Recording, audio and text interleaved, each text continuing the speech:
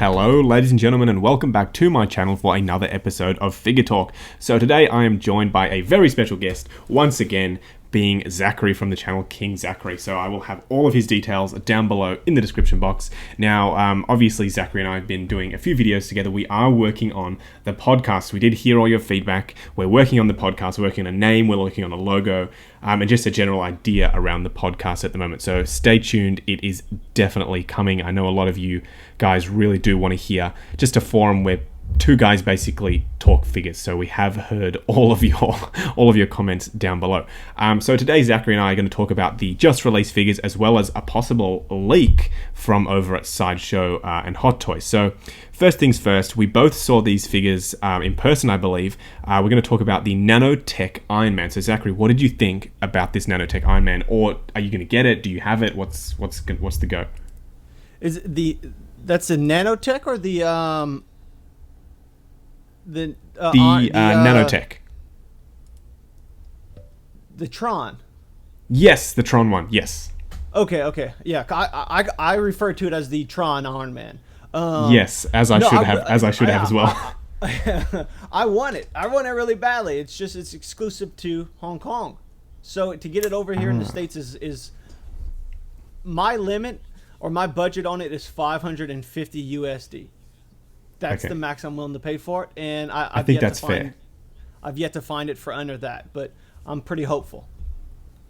Okay, yeah. I mean, I saw it in person at Secret Base, and I saw it at ACG HK, and I was blown away at Secret Base when they had the UV lighting and everything. It looked absolutely amazing. Yeah. And then at ACG HK, they didn't have any UV lighting, and it literally looked like the Blue Beetle character model from the Injustice video game, and I was like, oh, I was a bit soured by it. But it was released this week, so I have seen photos and stuff. I don't think I've seen any video reviews yet, but I'm waiting to see what it looks like sort of in someone's collection, how they're going to pose it up and everything. So I'm pretty keen to see how that looks. Yeah, I know one of the members over at a Facebook group, he just got his in from overseas, and he loves it. He enjoys it. I don't know what... I think there might be some smudging issues, probably.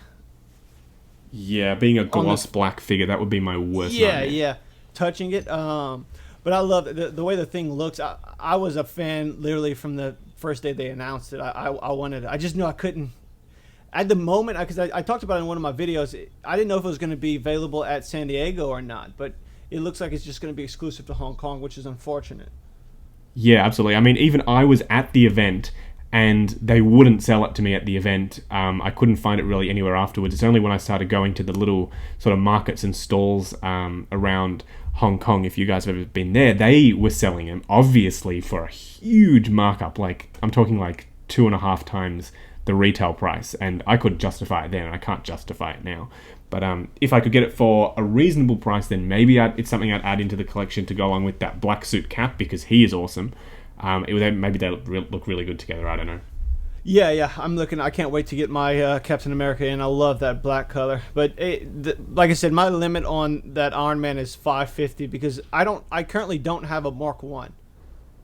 Okay. Because I don't have a Mark 1 because I don't know if they're going to release a die-cast version of it, which I don't think they are, because they kind of neither do I, to be honest.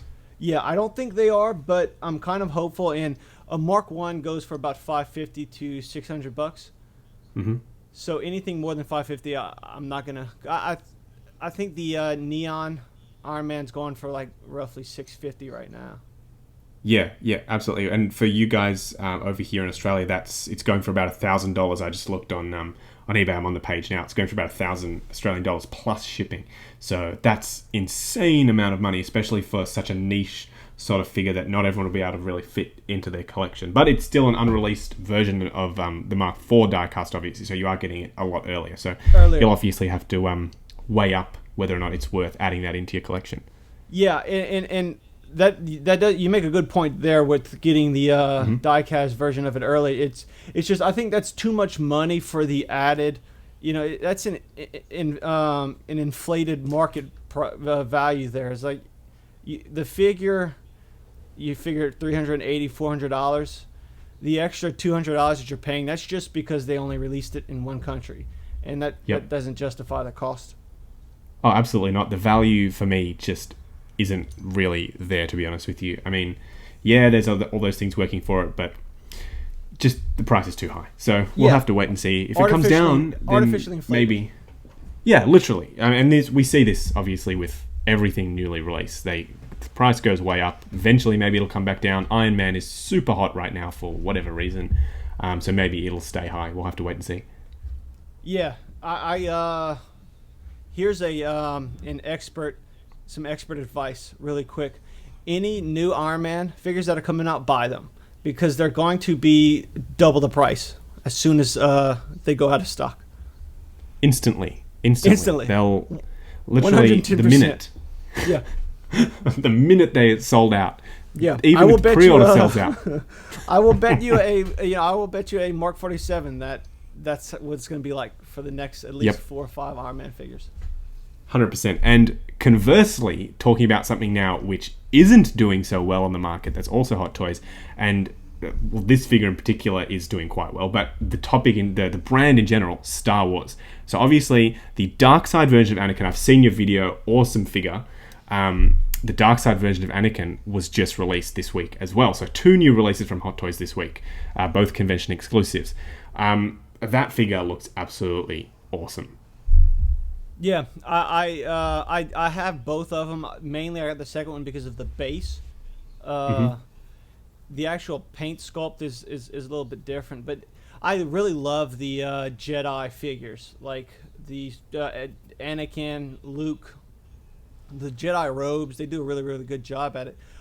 For some reason, they've just been pumping out the Star Wars figures 6 months ahead of what they're scheduled to, which is kind of weird.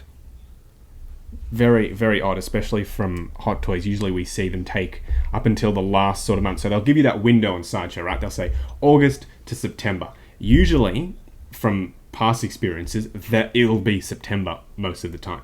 But now you'll start seeing a release date for Boba Fett, for instance. I think it was August to October or something like that. And we got him in July.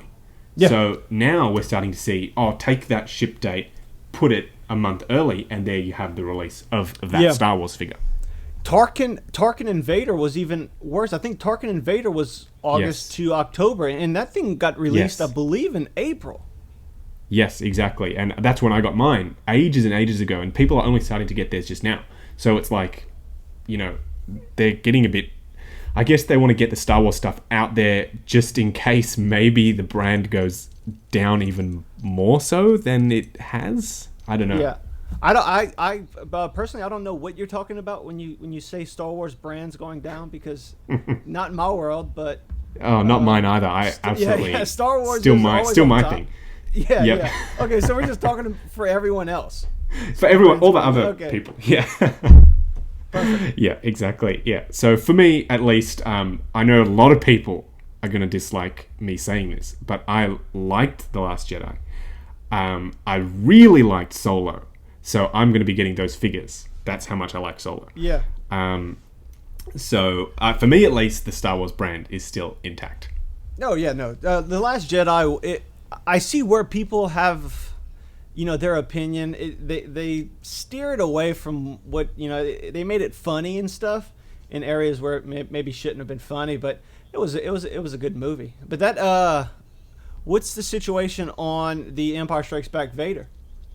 Oh, yes. So this will be our topic of the day. Good segue. That was segue. Exactly. Right Perfect segue.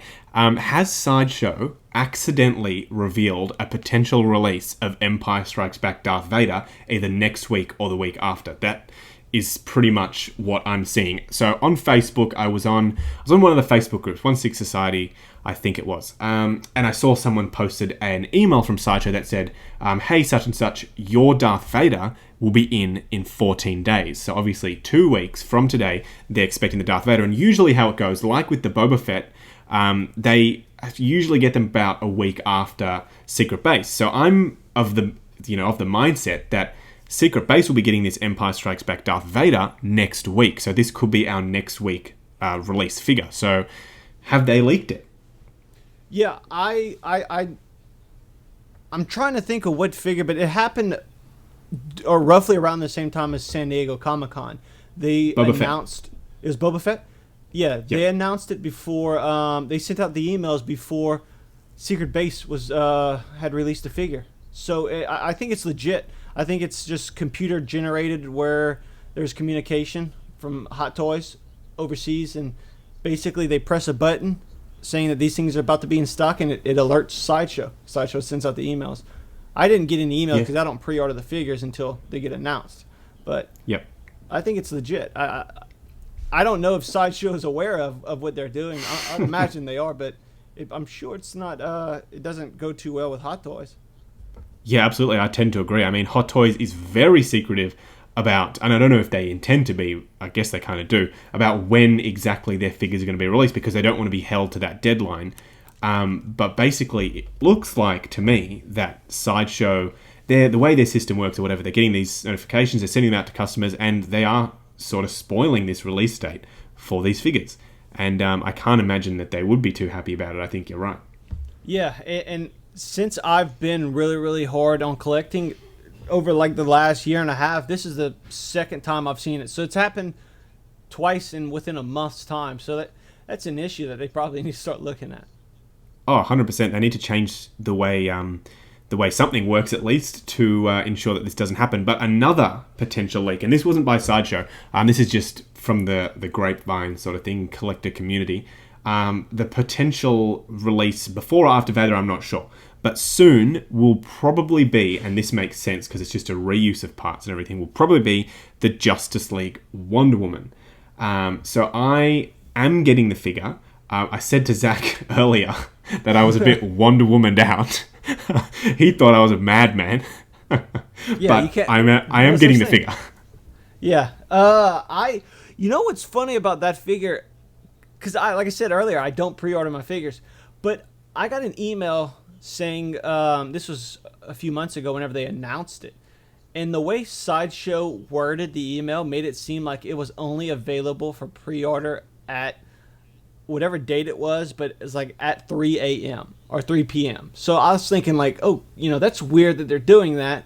There's going to be a small window of pre-orders, and that's going to be it. So I pre-ordered it, and I know why I don't pre-order figures now. It's because like I put $50 down on that figure. This was like 8 months ago. I have nothing for it right now. Exactly right. I mean, I'm the same way. I don't pre-order figures. Like when I go onto the Facebook groups and I see people with a list of 50 figures that they've pre-ordered, and they've done the no refund deposit or whatever, and they've spent $300-$400 in one go. That's all well and good, but even sometimes Sideshow doesn't get the figures in stock. In fact, one instance, I had something pre-ordered through them, and this is why I won't do it again. I had something pre-ordered through them. It was the Punisher, the Hot Toys Punisher. So I had this figure pre-ordered, and then I got an email about a week before it was about to ship, and they said, oh, sorry, we overestimated the amount of Punishers we're going to have. We've refunded you automatically. Wait, the Netflix Punisher? Yes. Oh. Yes. So that was my experience, and that's why I don't pre-order anything anymore. That's the first time I've ever heard that. Very, very frustrating. What did they do to... there's some type of mental anguish that they have to compensate you for, right? Yeah, they just said, oh, we've already... It wasn't even, do you want... It was, we have refunded you. Yeah. But I need something extra. Like, I got my hopes up. What's that? I know, worth? right? Literally. But that was my experience. So I get everything through Hong Kong sellers now because I obviously want everything super early, which is a curse of being the type of collector that I am. Not everyone shares my crazy affliction. Yeah. I go with Sideshow, and this is why. Because, like, right now, I'm sitting on $550 of Sideshow rewards. Whoa. So that's free. $550. That's free money. I can, from staying loyal, I can buy a figure, but I'm not going to. I'm just gonna I'm never gonna spend it because I won't let myself. Because I'm just gonna be like, man, there's so many. Like, what do I do with it? Exactly, because you'll get that one figure, and then you'll be like, oh damn. I had it for this 2 years, and it's so I'm really thinking about putting it towards either a Prime Wonder Woman statue, or I am getting a bigger place in 2 more weeks. I'm going full scale. So I don't know if Han Solo and Carbonite or R2D2 or the full scale Vader. I'm not sure which one. Let's get that Vader. You can't regret that Vader. That Vader, I think he's like 6'10" though. Yeah, he is. He's big. Yeah. So I like the Han Solo and Carbonite, but I feel like if I get the one Han Solo and Carbonite, I would need to get the Boba Fett also. Oh yeah, absolutely. You know, because you couldn't have just the Carbonite life-size figure and not Boba Fett, and then at that point you're looking at $20,000, and we're not easily. Yeah, I'm not gonna run with that. Oh, that's crazy. Yeah, I mean, I don't think actually, that's a lie. I considered getting the I don't know who makes them, or I know how much they cost. There was a $2,000 life-size Spider-Man Homecoming Spidey statue. I don't know if you've seen it around, but I saw one. Is it NECA? Yes, yeah, it's $1,200. That's actually because they make a Wonder Woman too, and NECA's a really, really good company. I'm a huge fan of NECA. They make life size out of like a really hard foam, rubber latex sort of thing. Yeah. That Spider-Man Homecoming is a really, really good deal at $1,200. Absolutely, that's why I was seriously considering it. But where would I put this life-size person, basically, in the room, collection room? So that's where I stopped myself. But anyway, life-size stuff is awesome. We need to do a whole podcast episode on life-size figures, because that's something I haven't ever really experienced. Yeah, neither have I, and that's why I got 2 extra bedrooms. So that's awesome. Yeah, I know. I need to get some more. So it's either going to be arcade machines or life-size figures. I'm not sure. Maybe a mixture. Oh my god. Yeah, absolutely. That's going to be so awesome. Well, anyway, we won't spoil our discussion for our podcast, because we do have a few things that we want to talk to, and I think we should definitely add that to the list, because that's going to be one awesome podcast. But that's really all we wanted to talk to you guys about today. Let you know that the podcast is coming, so stay tuned for announcements and everything. If you want, you can follow me on Facebook. It's entirely up to you, but I will be posting stuff on there about the podcast, just to let you guys know what's happening, everything. And I'll have all of Zachary's details down in the description below, so definitely do check out his stuff. His videos are absolutely awesome, especially that photography book that you just put up, that coffee table book. I absolutely love that. How do you like? Yeah, you like that, huh? It's pretty. Oh yeah, I'm all about that. I've got the Star Wars costume book on my coffee table, and I love that. I love the idea of it. And when the guy messaged me about it, I was pretty excited, because I have a bunch of Lego books like that, and it being that it's 1/6 related, it was kind of, it's really just really, really cool to have. I think that they could I don't know, as soon as he sent me the idea of the book, or he told me he was sending it over, I was just, the first thing I was thinking was like, okay, so how can we mass produce this? Oh, 100%. It's awesome. The photography is just stunning. I'm ready to take it to market, so get it in Barnes & Noble. Yeah, absolutely. Absolutely. That should be volume 1 as well. There could be more. I mean, it's the stuff in there is just stunning. I mean, check out Zachary's channel for that video, because you will not regret it. The stuff in that book is just awesome. Yeah. And it's not until you holding it in your hand, it's more of a collector item than it is a book. He did a really, really good job on it. I was quite impressed. Oh, absolutely. It's just stunning. I mean, the photos are just amazing. You have to check out the video, and then obviously let Zach know what you think of all the photos. They're really, really awesome. So that is pretty much it for our episode today. Thank you so much for joining me once again, Zachary, on my channel. It's been an absolute pleasure, as always. Absolutely. And if you want name recommendations in the comments, couldn't hurt. Yep. Yes, that would be awesome, actually. If you guys want to post recommendations for names or anything of the podcast, definitely do that, and we will go through a selection process and pick the best one. So definitely do let us know what you think about that. But that's about it for this video, guys.